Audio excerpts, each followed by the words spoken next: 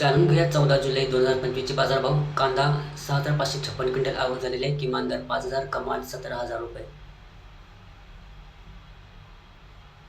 बटाट्याची 5,876 क्विंटल आवक झालेली आहे. किमान दर 12,000 रुपये आणि कमाल 20,000 रुपये. लसणाची 470 क्विंटल आवक झालेली आहे. किमान दर 3,000 रुपये आणि कमाल 11,000 रुपये.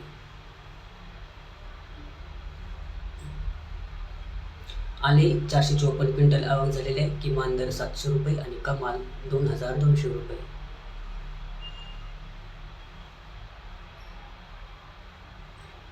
मटार 140 क्विंटल आवक झालेली आहे. किमान दर 5,000 रुपये आणि कमाल 12,000 रुपये.